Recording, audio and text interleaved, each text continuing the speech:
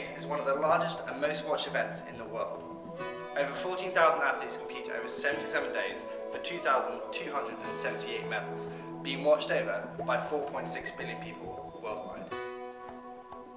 Due to the enormous profile of the Olympics and the exposure athletes experience because of it, the Games have inevitably been used as a political showground for both governments and individual athletes to publicise their political ideologies and causes. Recently, the IOC has moved away from its non-political agenda and started to become more active in international issues.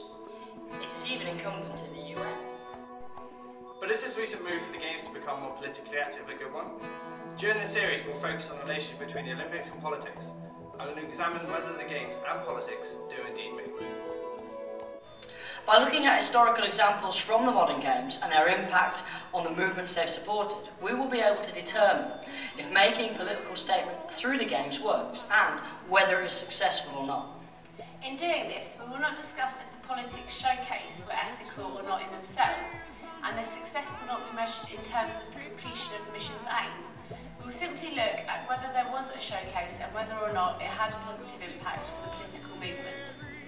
We hope you enjoyed this podcast series and find it intellectually stimulating. Firstly, we will examine some of the most infamous events in the modern Olympic history and determine whether their exposure in the Olympic Games helped or hindered the cause.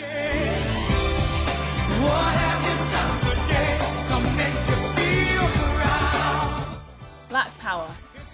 At the medal ceremony for the men's 200 metres, Tommy Smith and John Carlos, supported by white athlete Peter Norman, demonstrated their support for the Black Power movement by performing a clenched fist salute. Although reprimanded by their team and ostracised by the officials of the athletic community, the salute was to provide further debate into civil rights and provided a massive publicity boost for the Black Power movement that inspired many black community projects in America. We see this as a successful political statement from the athletes because it greatly helped the cause they were supporting. Aboriginal equality. During the Sydney 2000 Olympics, Cathy Freeman became the face of the Games, lighting the torch during the opening ceremony and winning gold in the women's 400 metres. Freeman's profile and achievement symbolised the Australian Aboriginal struggle for rights in their own country, and, in some eyes, came as a defining moment of reconciliation for Aboriginals in Australia. This was highlighted when Freeman carried the Aboriginal flag on her lap of honour. It is difficult to have a true understanding of the Aboriginal struggle in Australia. Not until 1967 were they even recognised by the laws and constitutions governing the land. Freeman's success at the Games had the potential to inspire many Aboriginal communities, and by carrying the flag of her people, she catapulted the issue into the international conscience. Palestinian protest. During the Munich Games, a Palestinian terrorist group known as Black September took 11 hostages to try to highlight the injustices of Israel. The organisation was acknowledged as the military arm of the Palestinian Liberation Front.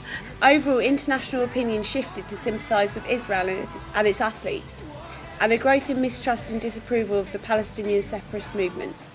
Therefore, the operation is to be viewed as a failure. Berlin, 1936. Arguably, the most obvious example of promoting a political cause through the Olympic Games comes from the 1936 Olympics. The notion that the Aryan race was inherently superior was one racist feature of the Nazi Party. Hitler sought to use the Berlin Olympics as a showground to prove his theory on white supremacy right. However, his theory was conclusively disproven by Jesse Owens, a black American athlete whose stunning 4 gold medals still ranks as one of the best individual performances by any track athlete. The fallout from Owens' victories resulted in a widespread dismissal of Hitler's Aryan race ideals in the international community, and it even weakened his position domestically. What conclusions can we draw from the examples we have seen here? When examined, the politics showcased at the Modern Olympics does show a correlation between success and those campaigns supporting liberal, more ethical movements.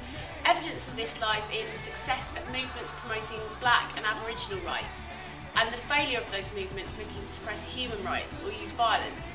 I believe this correlation exists because the Olympic Games themselves, in their own ethics and values, are more compatible with that of liberalism and democracy. Yes, but there's also a strong correlation between the successes of movements introduced by athletes and the failure of movements introduced by governments or organisations. This is because the Games are about the individual's performance. Everything else comes secondary. Look at the Berlin Olympics, with one of the world's most powerful men being embarrassed by an Ohio State runner.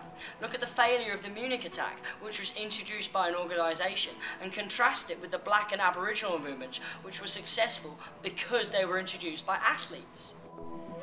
What we've seen is both of these perspectives have their merits, but what is your opinion?